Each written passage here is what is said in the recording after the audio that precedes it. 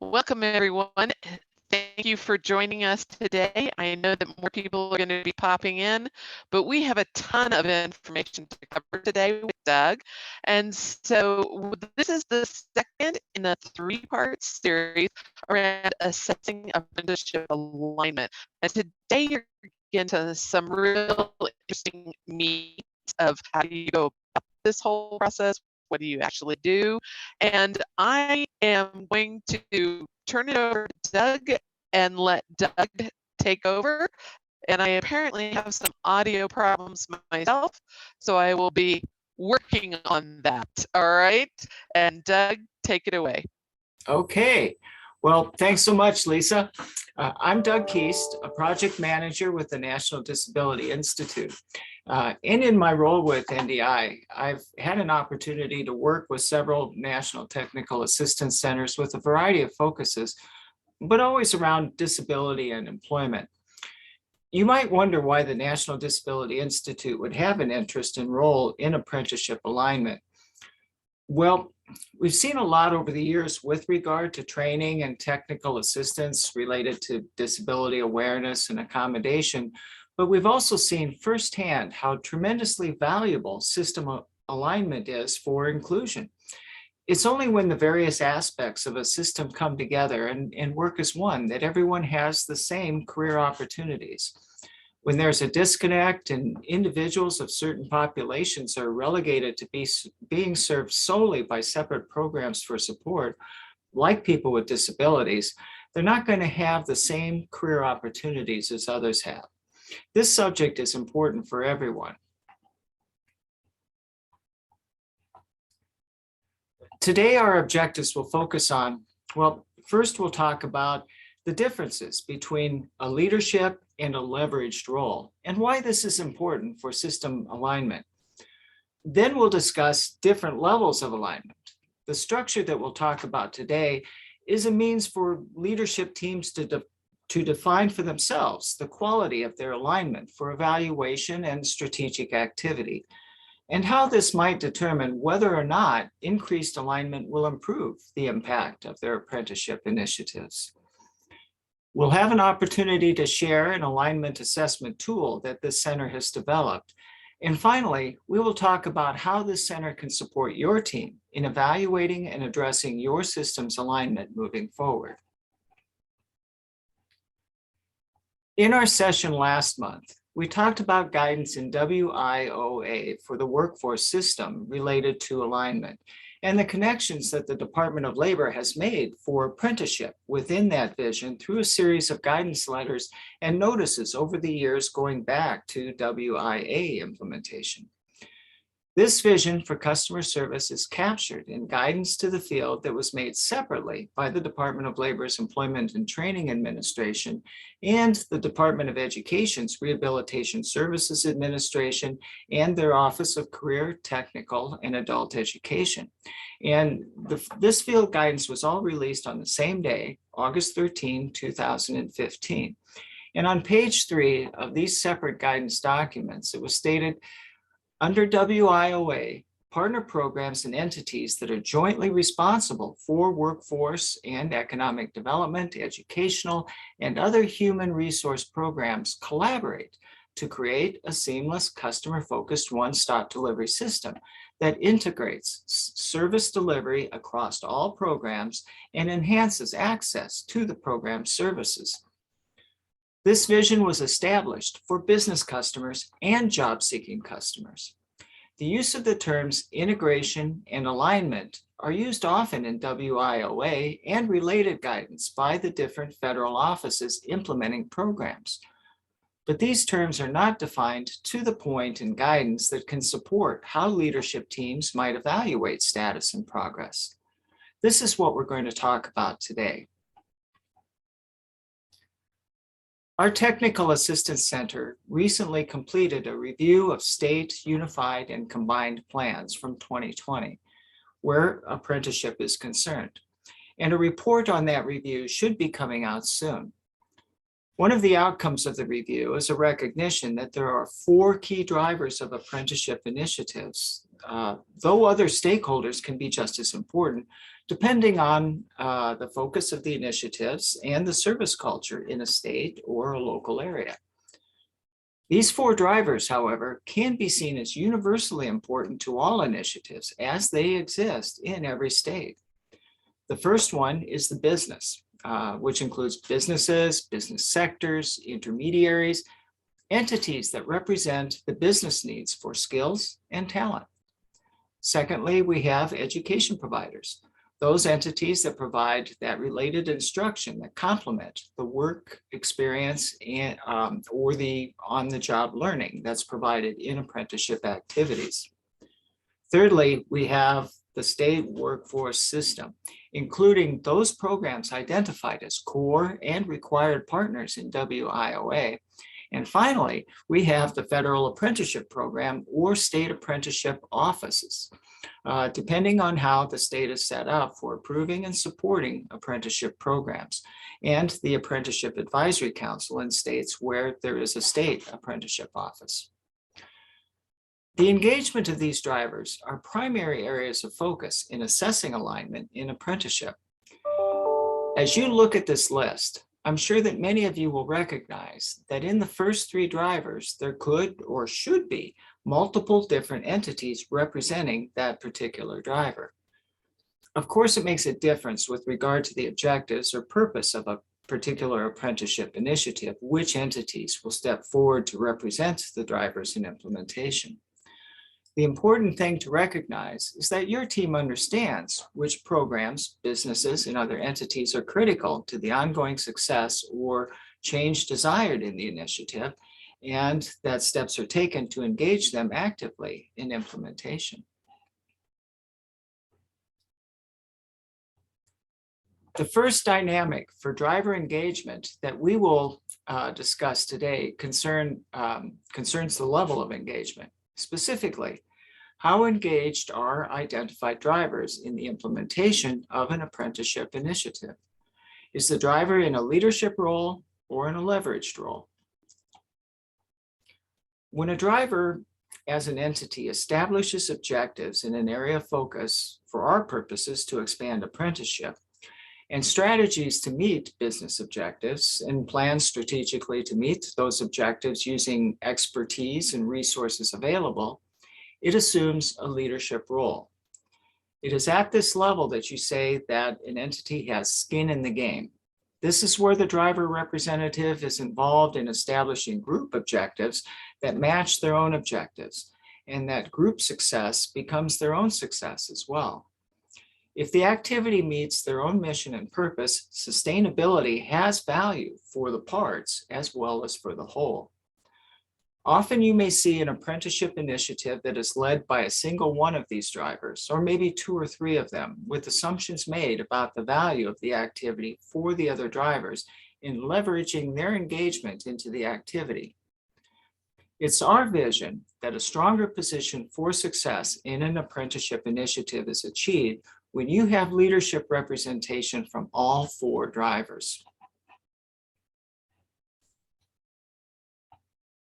Let's talk a little bit now about a leveraged role. As noted on this slide, when a driver does not assume a leadership role, but resources of that driver are seen as important in meeting the objectives of the other drivers, it has assumed a leveraged role. A classic example with regard to apprenticeship lies with the idea that all apprentices are enrolled in an apprenticeship program will then be referred to the Title I programs for enrollment so that Title I programs can enroll the apprentice also and cover a portion of the apprenticeship costs. If this strategy is implemented and those that are responsible for the Title I programs in your area are not involved in a leadership role in implementing the strategy, then they are in a leveraged role. They've not been involved in establishing objectives for the initiatives or in the development of the activities to meet those objectives. And their engagement is based upon referrals and how they respond to those referrals. Leveraging of resources is seen as a positive thing these days in terms of systems alignment. But our experience with this shows that there are some challenges to overcome. And a lot of it has to do with the willingness of local supervisors and professionals to open the doors to the availability of the resources that they control.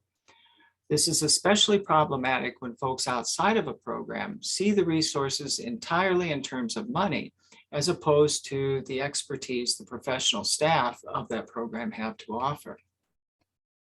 Apprenticeship strategies can be successful with key programs or entities in a leveraged role, but it is important that the other entities involved in the leadership role of the initiative recognize the level of engagement, the leveraged partner,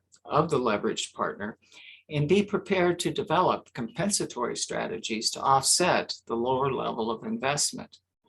We'll discuss this more next month in the third session of this webinar series. The second dynamic of the systems alignment that we'll address today lies with the quality of alignment. The structure reflected on this slide with 5 different levels of alignment is a model for assessment and planning that has been used by the Workforce Innovation Technical Assistance Center with Workforce Systems. Those of you operating in workforce systems with the mix of core, required, and other programs at a local level will understand the challenges of responding to a business and job-seeking customer in a single voice as a system. This scale, used across systems, has demonstrated an effective process for leaders to define the quality of their alignment in a tangible way. Our experience with the structure allows us to expand its use beyond the workforce system to an even more complicated alignment of drivers that includes workforce systems in the implementation of apprenticeship initiatives. In this graphic, you'll note that we begin with the status of isolation, in which there is no interaction between drivers. From there, the stages of alignment go through communication, coordination, collaboration, and integration. Before we get into greater definition of these stages as they might apply to apprenticeship initiatives in the next few slides, I would like to stipulate that while this might look like something akin to Maslow's hierarchy of self-enlightenment, the intent here is not to suggest that integration is the optimum level of operation for a system. Optimum levels can only be defined and determined by leadership teams themselves. Only you understand your customer needs and service cultures. In your deliberation with your leadership team, you may determine that coordination is the level of alignment which best suits your service culture and its response to your community. If your team completes an assessment of your alignment together and determines that you're already operating at a coordination level of alignment, then you're already operating at your desired level. If you find, though, that you're operating at a communication level, then you might together consider strategies in your implementation plan to increase your alignment. However, it's not possible to assess and discuss alignment without doing it together and with common language to support your definition and assessment. This is where a scale like this is useful to your team. With WIOA's vision, we're not saying I am a rock, I am an island, as operation in this manner will undermine our collective impact on our community. But with this standard of measure, our continuum begins with the state of isolation. When you and other drivers operate in isolation, you see each of the drivers as having their own separate business and apprentice service options, activities, and outcomes. Drivers do not recognize an importance to inform each other of their activities. There's a belief among many that if everyone just does their own job, everything will work. If someone isn't meeting their outcomes, then someone must be slacking. Each entity reaches out to the community separately under their own separate banners. So by definition, in isolation, there is no exchange of information.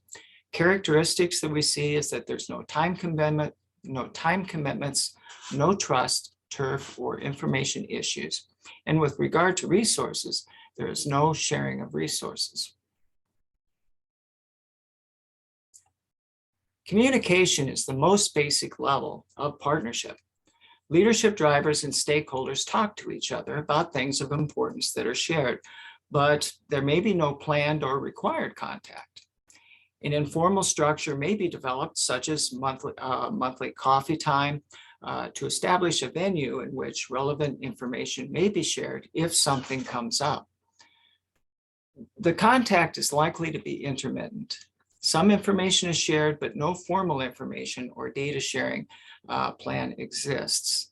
By definition, drivers exchange information for mutual benefit without altering their activities.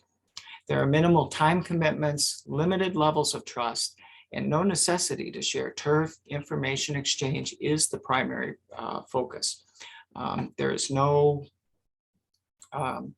sharing of resources at the communication level. At a coordination level, drivers are having purposeful meetings to develop and monitor strategies to improve their collective impact of their apprenticeship initiative. Representatives work together at all levels, from management to direct services, to align their activities. We are likely to see an emphasis on referrals for customer service at this level. Models for service alignment may be created, but there's not a formal structure to collaborative agency planning and implementation, or it is established narrowly in specific situations or initiatives. This level is characterized by the exchange of information for mutual benefit and possible altering activities to achieve a common purpose, usually on a situational basis. There are moderate time commitments to working together, moderate levels of trust, and still no necessity yet to share turf. Making access to services or resources more user-friendly is the primary focus. And at this level, there is no minimal or mutual sharing of resources. It is at the collaboration level where the thoughtful engagement of drivers on a leadership level begins to reflect outcomes that they all recognize as relevant to their own entities as well as to the groups. On this level, drivers agree to work together for mutual benefit. The relationship is based on a structure of consistent communication and coordination. The drivers agree that they will best achieve their own goals by working together and exploiting the strengths and expertise of each other to accomplish their common goals. Collaboration is characterized by the exchange of information for mutual benefit and altering activities, and sharing resources to achieve a common purpose. There are substantial time commitments to the partnership with high levels of trust and significant access to each other's turf. The sharing of resources to achieve a common purpose is the primary focus. At this level, there are moderate to extensive sharing of resources and some sharing of risks, responsibilities, and rewards. We mentioned Maslow's hierarchy earlier, and if we applied this model for integration in the WIOA vision, then this may be the level of alignment that might be considered self-enlightenment. Core programs agree to work together to achieve common goals and create an organizational structure to share information, data, and resources to accomplish mutually agreed upon outcomes as an integrated system. Each agency, program, stakeholder, and driver is accountable to the others, and each has expertise that is respected and expected to emerge in leadership for the full group as the situation demands. With integration, there's exchange of information for mutual benefit and altering activities, sharing resources, and enhancing the capacity of the system to achieve a common purpose. There are extensive time commitments to the active leadership and partnership, very high levels of trust, and extensive areas of common turf. Enhancing each other's capacity to achieve a common purpose is the primary focus. And there's extensive sharing of resources, a full sharing of risks, responsibilities, and rewards.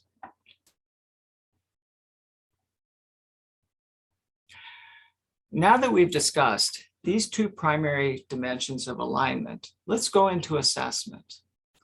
If your apprenticeship initiative has a leadership body or group, it should be this group that completes the alignment assessment process. If there are multiple entities involved in leadership, you can count on the fact that definitions relevant to alignment will be different for each at the outset. So it is best to establish a consensus of status each step of the way. This is a process that should be facilitated either by an entity identified by your group, or you can contact our Technical Assistance Center for support in this process. We begin the process of assessment of apprenticeship alignment by identifying the critical entities of an initiative and then determining whether they are in a leadership or in a leveraged role. These will certainly include the members of your leadership team, and then you will add those entities that you've determined to be critical, but possibly leveraged in their involvement. The chart grid that is on this slide is a tool that you can use in identifying driver and stakeholder representatives important to your efforts. This chart will support you in identifying how each of the 4 key drivers are represented in your initiative, as well as additional key stakeholders that will be listed in the 5th row, labeled Other.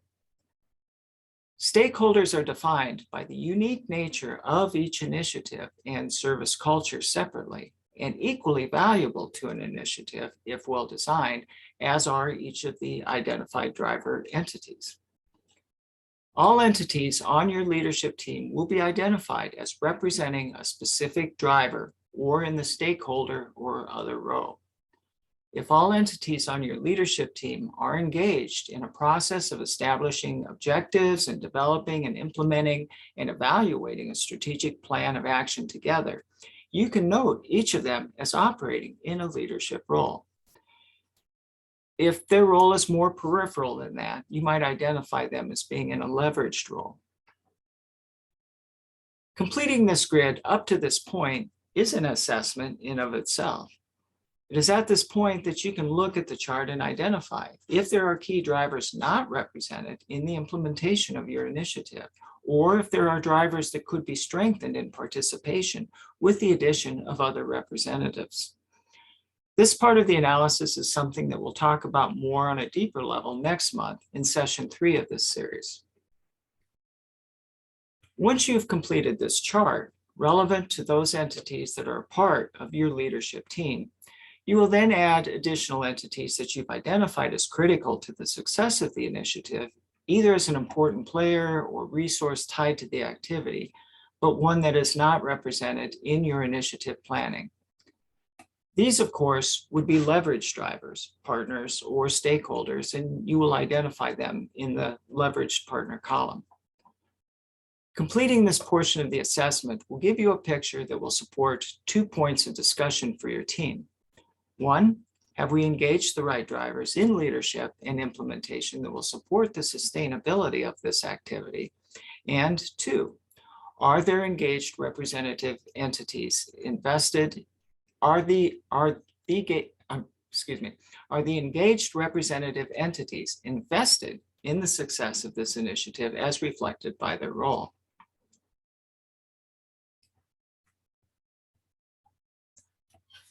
From this slide, you get a truly oversimplified vision of what the next step in the assessment process is for a leadership team. With workforce systems, we engaged all core, required, and other programs operating in a workforce system and came to a consensus of how they operated in multiple areas of workforce system operation, ranging from outreach to case management to business engagement.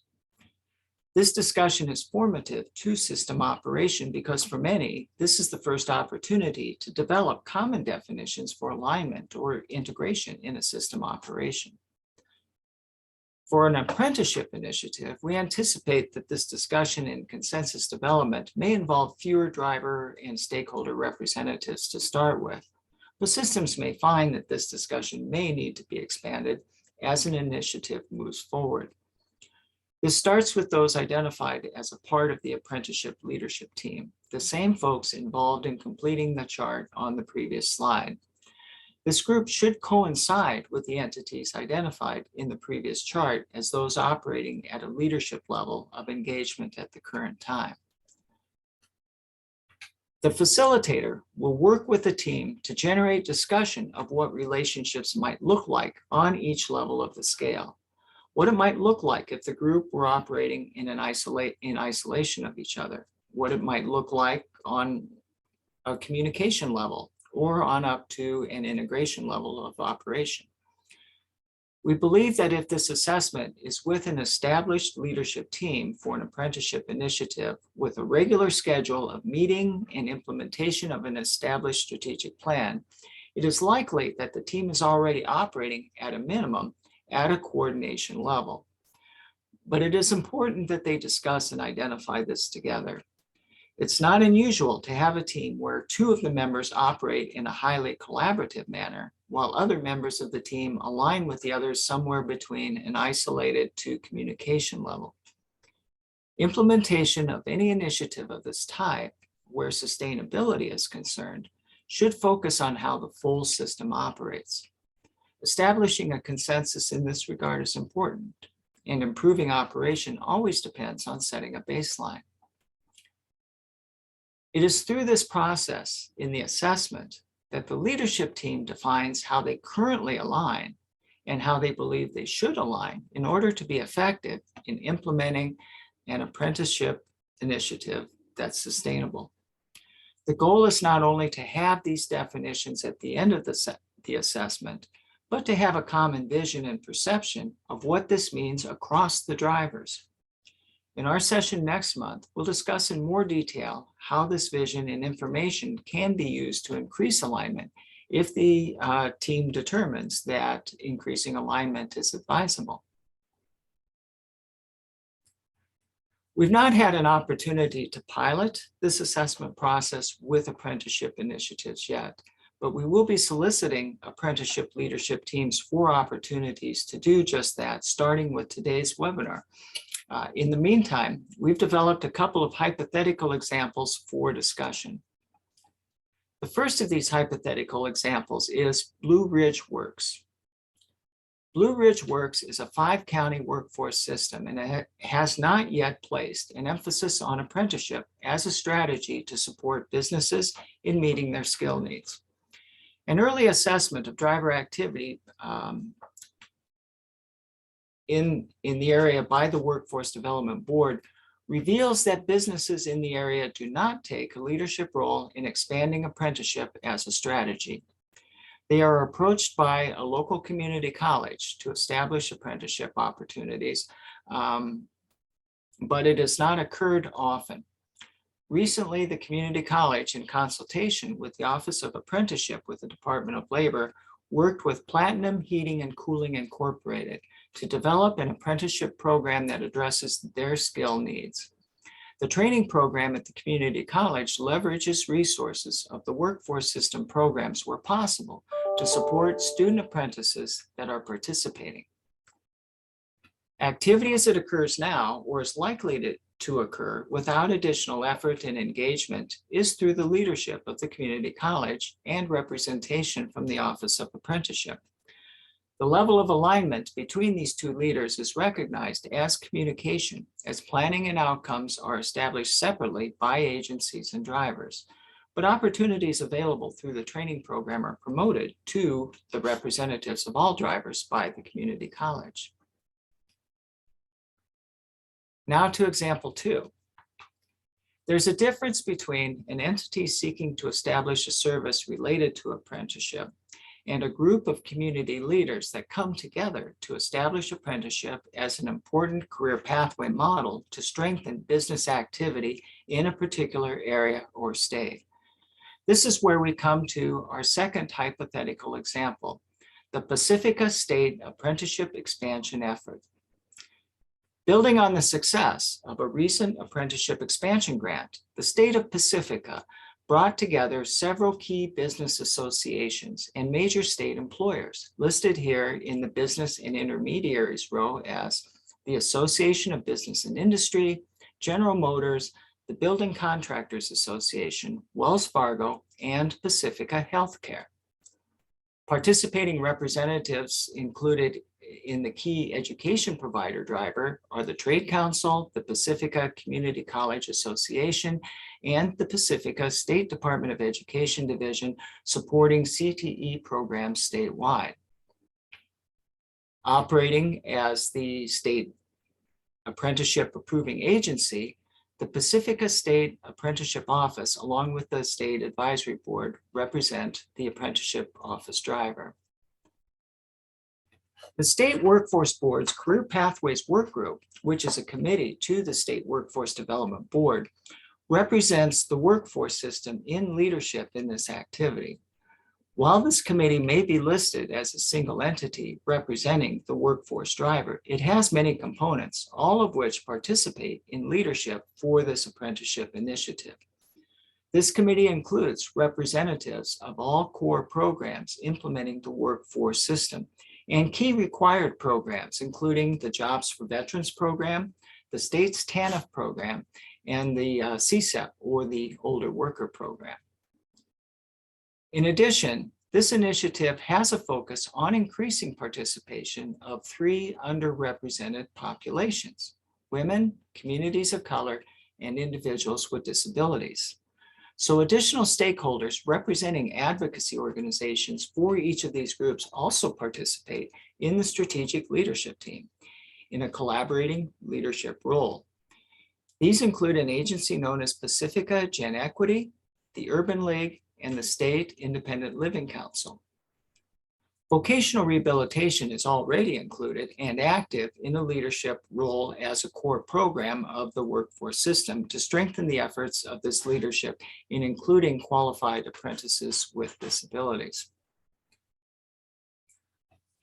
Altogether, the commitment of these entities in leadership reflect a major statewide effort to expand apprenticeship opportunities. With a comprehensive effort across different types of industries, leadership of multiple entities within the business and education drivers are engaged with the state workforce system and the state apprenticeship agency in comprehensive needs assessment, setting of commonly held objectives, and strategic planning to meet those objectives. As all drivers have come together for active planning in a process facilitated by the state's Department of Economic Development, all have assumed a leadership role, sharing their expertise in a leadership capacity. As they establish commonly shared objectives and plan their activity to meet those objectives together, they see themselves as operating on a collaborative level, which they deem appropriate for apprenticeship expansion at this stage. Granted, both of these examples we're talking about today are hypothetical, but we hope that they serve to provide you with examples of how this type of assessment and analysis can be helpful in establishing a leadership focus for an aligned apprenticeship initiative on any scale. As noted earlier, alignment assessment is best conducted with all entities operating in the leadership role for an initiative, and we're currently developing tools that will support local facilitators in support of your team in assessment. The Department of Labor's Apprenticeship Center on Strategic Partnership and Systems Alignment is also available to support your team in assessment and analysis of the information developed in this process. This process that we've reviewed today is available for your use in a draft format, but we'd really like to have an opportunity to pilot these adaptations with apprenticeship leadership teams. If you are part of a state apprenticeship leadership team or connected with a team that would be interested in piloting the use of this assessment process, we're very interested in talking with you. You can contact me directly using the contact information on the last slide of this presentation, or you can put your contact information in the chat.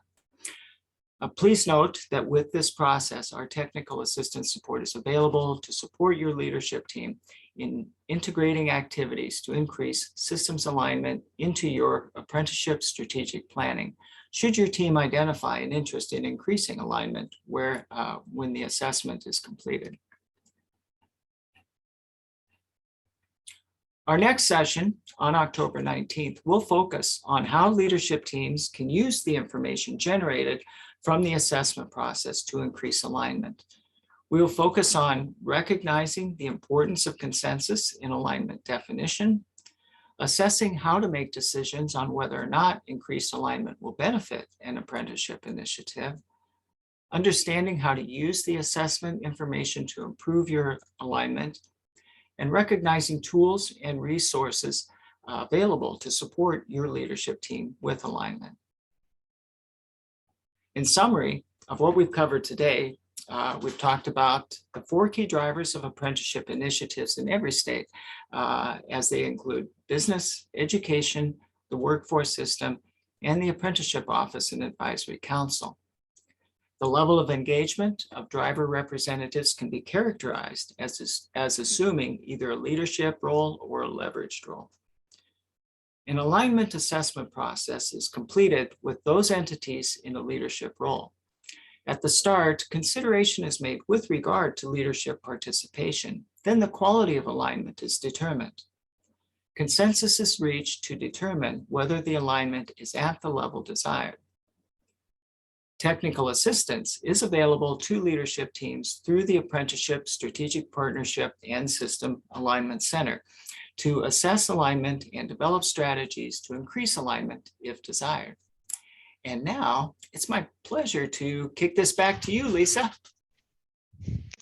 And actually, we want to kick it out to the audience. If you have any questions and you want to put them into chat, or you want to come off on mute and ask some questions. I do have one that has, actually, I got a couple for you, Doug. One of them is, have you ever seen anybody at that integration level? And if so, who are they and how do we get a hold of them? But just basically, have you ever seen anyone at that level? No, but it's nice to have that definition so you can recognize that. I remember I've been around for quite a while, and I remember implementing WIA a long time ago, and I remember going into a room with the workforce investment board and talking with the key agencies, and everybody, oh yes, we're integrated, and and Yeah. we have coffee together and we talk with each other and we're like this, and it's because we don't have a scale, we don't have definitions, and like we mentioned earlier, sometimes people high up in administration say, yes, we're going to be totally integrated, and that's not always necessarily what is going to be the most effective. And it's only the leadership team who knows how the agencies come together, how the services come together, how the resources come together, and what the current needs of the community are, to assess where is the best level to be. But you can't assess it without some sort of a definition. Right. Absolutely. And I really like what you said toward the beginning, which is, this is it's not a continuum that you have to step through.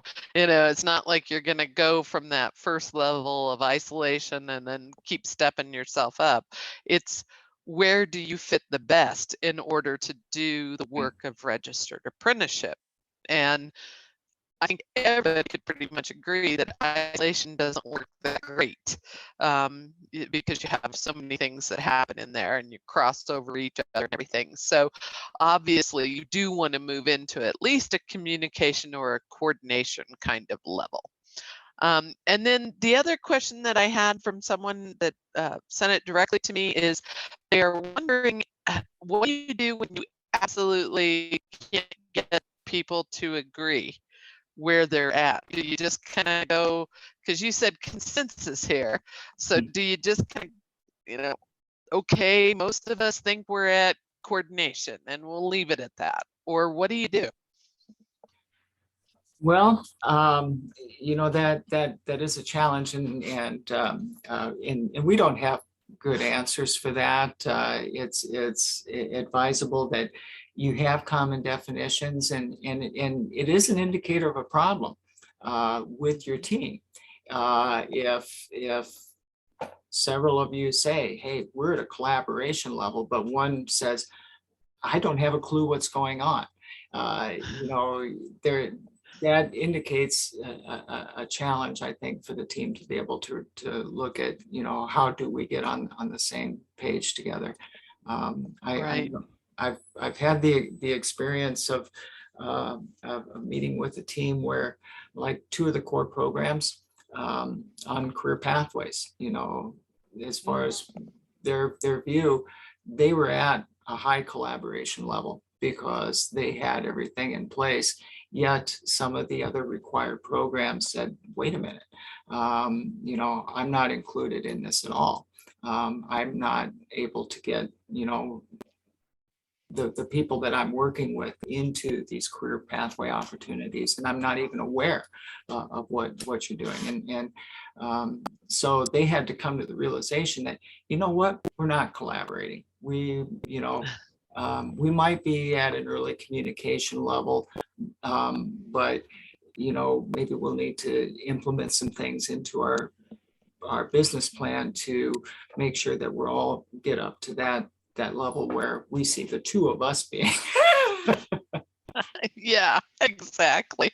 I know that in another life, when I used to have to do facilitation of things like this, in order to get to that consensus area, you have to keep asking people, you know, what can you live with, or why do you not agree with this, you know, just to try to get them someplace. Jennifer, did you have a question for us? I saw you kind of trying to come off of your mute. No? Okay. Anyone who has a question, you're welcome to jump in with it. And we give And you a second to and go ahead, Doug. please don't hesitate to reach out to us offline too. Right. With Right. contact information. Right. Exactly. So I do have one other question for you, and this is kind of from my own perspective, and having, of course, read all of the information that you have and the toolkit and everything else that we will be putting up onto the Center of Excellence website very shortly. I hope before the end of September. It's in its kind of final mode of review, and you know, we add pretty little graphics and things like that to it. But because I've read a lot of this information, I kind of did one of these things on leverage versus leader. And I just wonder if you could kind of help me and maybe the others here too. I know that, you know, as far as a leadership role, you know, this is somebody who basically they have the ability to, you know, commit resources. They're going to be a part of a leadership team. They're helping set all the objectives out, all of that good stuff. But then when we come to the leveraged role, in particular, because you have an example of workforce being a leveraged role into, for instance, education and training piece. Can you just expound on that leveraged role versus that leadership role maybe a little? Like Yeah. how are they? You know what I Well, mean? How are they leveraged or leaders? oh, and that's an excellent point, and it really is an important issue with sustainability. It's critical to having skin in the game. When you think of all of the great ideas and all of the great initiatives over the years, often they're not sustainable because there are key entities that haven't been part of it.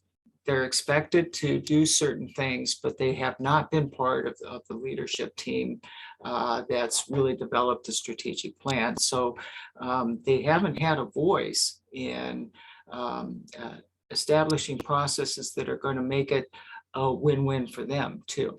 And that's where the leadership role is important. And sometimes it's not because they've been excluded. Sometimes it's because they've excluded themselves.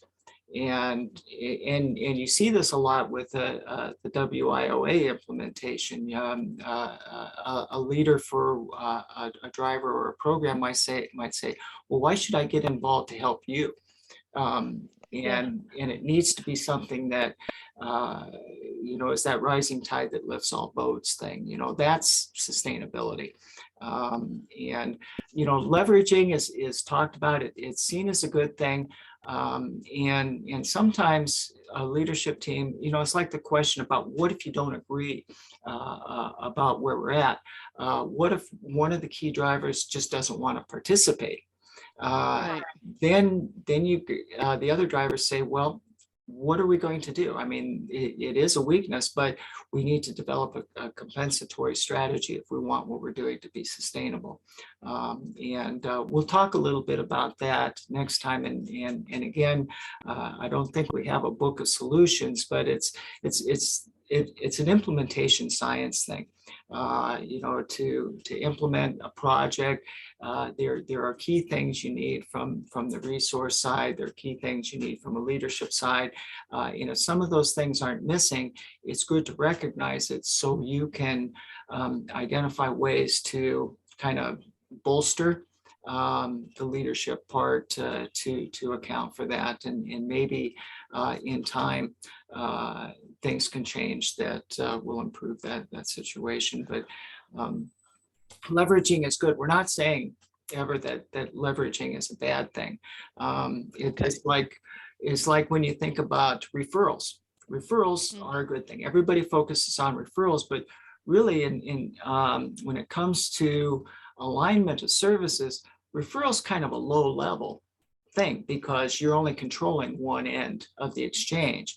And a higher level of alignment is engagement. Right. When you're in an office and you've got a couple of different programs, and you recognize that the expertise of this program would be beneficial to somebody you're talking to. A referral might be, I'm going to give you this business card, this name, call this person, set up an appointment, see you later, tell me how you're doing. But a higher level of alignment might be, let's go talk to Bob. Bob's down the hall, and talk to him at the same time and get engaged. That's a higher level of alignment. Right. Okay. That's good. And I like to, again, that you said that, it's not bad to have leveraged, roles. Sometimes that's where people need to start, I think, a lot of times, until they see, oh, this is how this is going to roll, and this is what we're doing. I can tell you that with some of the people I've talked with about registered apprenticeship across the nation, workforce folks in particular, unless you have kind of like a champion in the system there in your team, it's sometimes hard for them to step into that leadership role just because they're doing so many other things.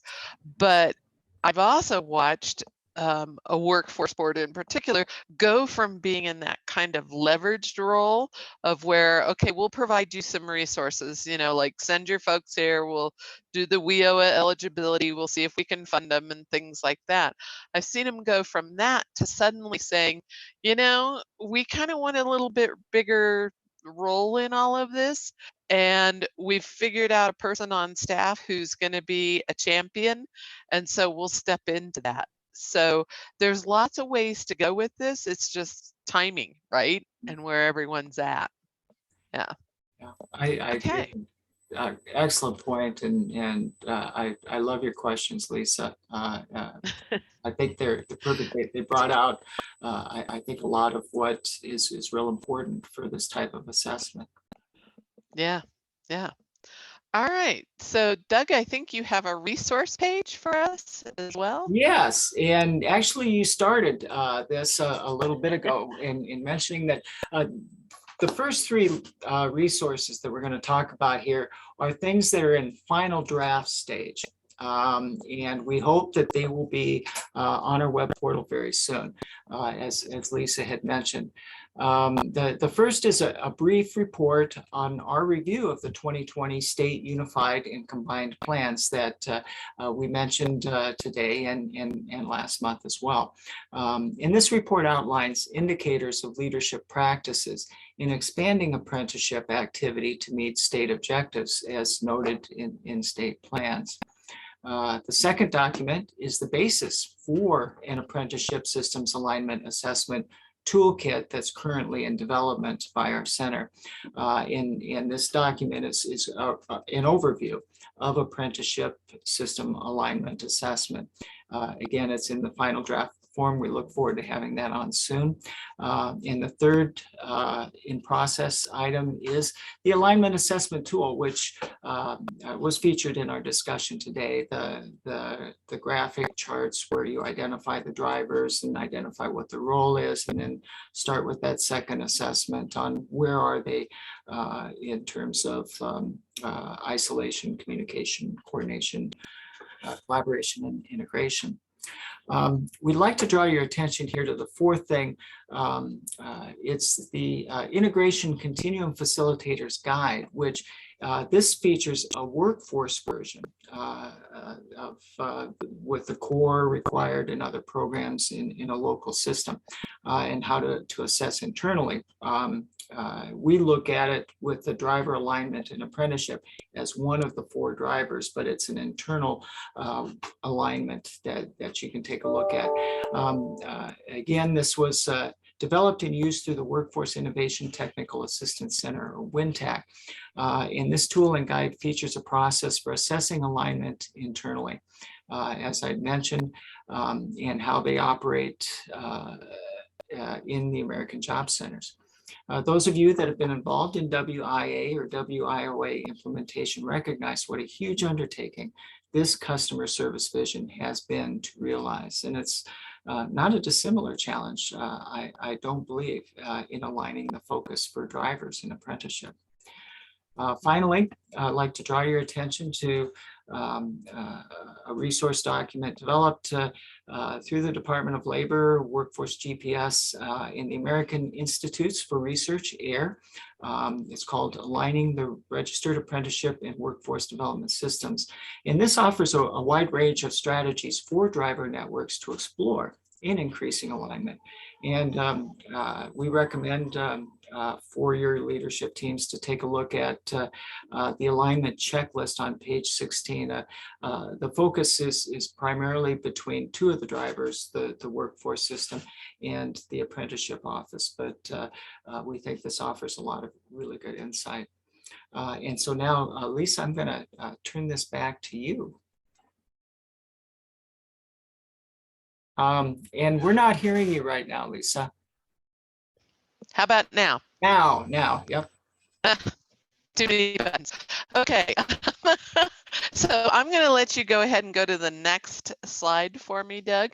Okay. This is brought to you by the Center of Excellence for Registered Apprenticeship, specifically the one that's around strategic partnerships and system alignment.